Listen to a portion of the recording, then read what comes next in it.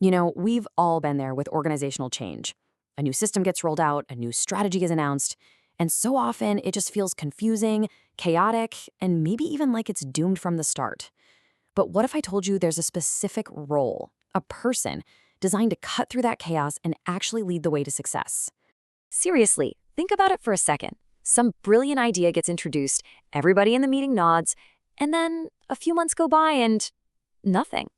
Nothing has actually changed. That great idea just withers on the vine. See, the problem usually isn't the idea itself, it's the leadership to see it through. And that is exactly where the change agent comes in. So, who are these people really? Well, you can think of them as the catalysts. They're the spark plugs that ignite the engine of transformation inside a company, and just as importantly, keep it running. Okay, so here's the formal definition.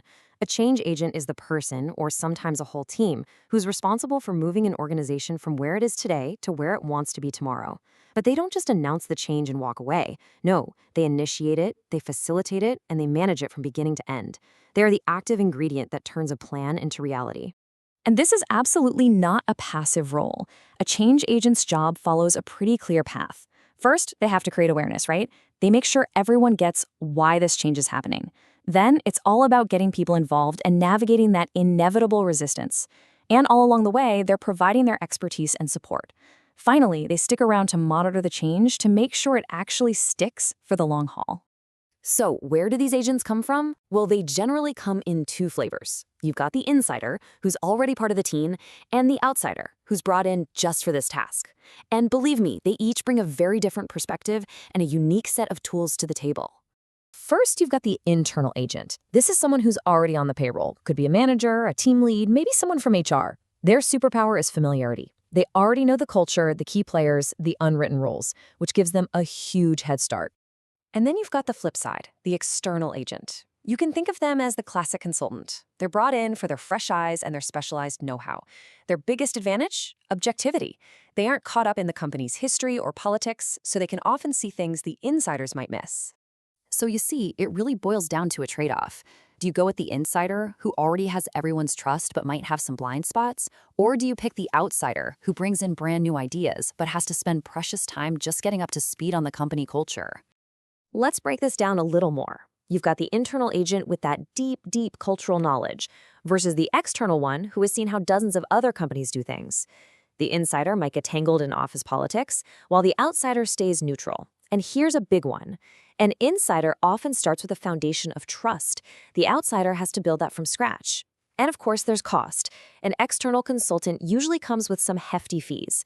The right choice really depends on the mission. But here's the thing. Being a great change agent isn't just about whether you're an insider or an outsider. It's so much more personal than that.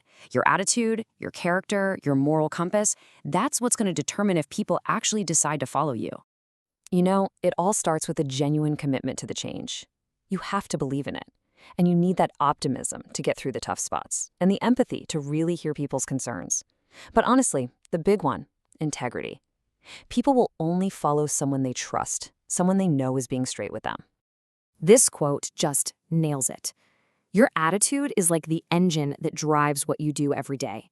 But your ethics, that's the steering wheel, making sure you're actually headed in the right direction. To create change that lasts, you absolutely need both. All right, so we've talked about who they are and how they need to think. Now, let's get practical. What does a change agent actually need in their professional toolkit to really get the job done?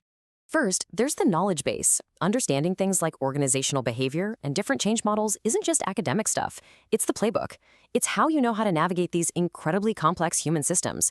This is the what you know part of the equation. And then, you have the skills. This is the what you can do part.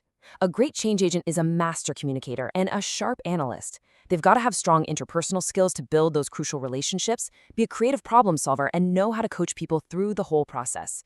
These are the tools they are using every single day. And all of this brings us to what might be the most important idea of all. Being a change agent is fundamentally an act of leadership, but it's a very specific kind of leadership, one that's all about influence, not just formal authority. So let's do a quick recap. A change agent is that catalyst for transformation. They can be an insider or an outside expert. Their success really hinges on their character and their ethics.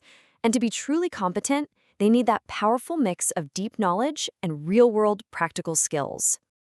At the end of the day, you can't just order people to change. It doesn't work that way. A true change agent doesn't rely on their title or their spot on the org chart.